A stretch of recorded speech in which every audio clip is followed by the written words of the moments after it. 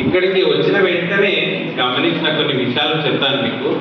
ఎందుకంటే నేను అబ్జర్వేషన్ చేసింది, నాకైతే ఇక్కడ ఉన్నటువంటి మీ లోపల కొంతమంది లీడర్స్ భవిష్యత్తు లోపల సొసైటీకి అవసరమైనటువంటి ఉన్నత స్థాయికి వెళ్ళగలిగే క్యాపబుల్ పర్సన్ మీ లోపల కనిపించడానికి.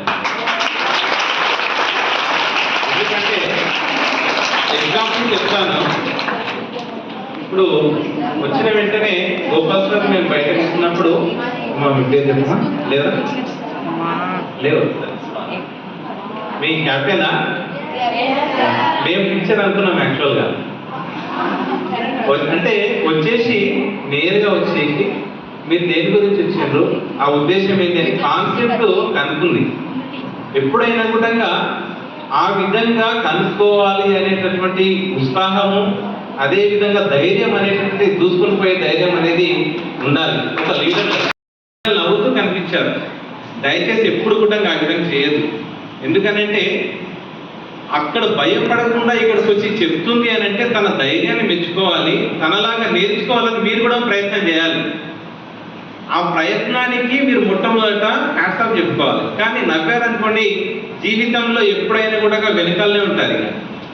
వాళ్ళు ముందుకు వెళ్ళిపోతూనే ఉంటారు, మీరు అక్కడనే ఉంటారు. సో ఆ విధంగా ఎప్పుడూ ప్రయత్నం చేయకండి.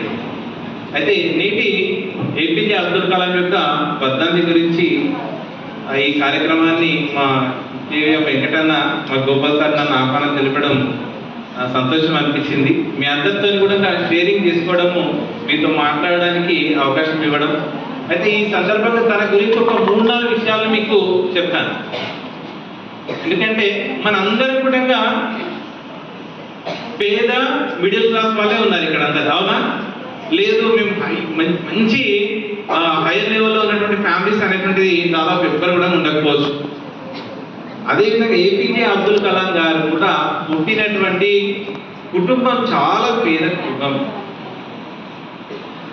చాలా పెద్ద కుటుంబం. 7 మంది పిల్లలు వాళ్ళు, చివరి అయినా కూడా చాలా కష్టపడి చిన్నతనం నుండే కష్టాన్ని నమ్ముకొని కష్టపడుతూ చదువుకోవడం నేర్చుకుంటాడు. చింతగింజలు ఉంటాయి కదా, తెలుసా? చింతపండు తెలుసా? చింతగింజలు ఉంటాయా? ఇడ్లీ, వాటిని ఏరుకొని అమ్మి ఆ డబ్బులను వాళ్ళ అమ్మకి ఇచ్చేవాడు చిన్నతనం నుండి.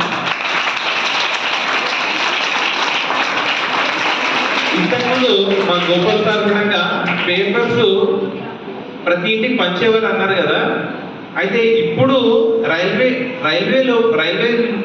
ద్వారా పేపర్ అనేది పంపించేవారు. ఇప్పుడు బస్సుల లోపల వస్తున్నాయి, కానీ అప్పుడు రైల్వే ట్రాక్ మీదని. అయితే స్టేషన్ అక్కడ ఆగేది కాదు, పడేసి వెళ్ళేవాళ్ళు. అక్కడ దగ్గర వచ్చినట్టే పడేసి వెళ్ళిపోయారు. దాన్ని పట్టుకొని మొత్తం పంచి మళ్ళీ ఫ్రెష్ అయ్యి తను స్కూల్కి వెళ్ళేవాడు. స్కూల్కి వెళ్ళి స్కూల్ అయిపోయిన తర్వాత ఈవినింగ్ టైం లోపల ఒక గుమాస్తా దగ్గర తాను రాసిన తర్వాత మళ్ళీ ఇంటికి వెళ్ళి చదువుకొని పడుకునేవాడు. మళ్ళీ ఎర్లీ మార్నింగ్ 3 గంటలకు లేచేవాడు తాను చిన్నతనం నుండే. ఎందుకు ఇది చెప్తున్నానంటే మీ అందరు కూడా ఆ స్థాయిలోనే ఉన్నారు కాబట్టి తను మనందరు కూడా ఆదర్శం. మీ అందరికి మ్యాథ్స్ ఎవరికి కష్టంగా ఉంటుంది చెప్పండి? మ్యాథ్స్ అంటే ఎంతమంది భయం? మాకు మ్యాథ్స్ అంటే భయం సార్. అది మ్యాథ్స్, గణితం, mathematics. Okay, APJ Abdul Kalam గారికి కూడా మ్యాథ్స్ అంటే చాలా భయం కదండి. సో తను 3 గంటలకు లేచి స్నానం చేసుకొని 4 గంటలకు ట్యూషన్ వెళ్ళేవాడు మ్యాథ్స్ సార్ దగ్గర, ఇష్టంతో దాన్ని నేర్చుకోవాలని. అందుకే ఎప్పుడైనా ఏది నేర్చుకున్నా ఇష్టంతో నేర్చుకుంటే ఎప్పుడు కష్టం కాదు.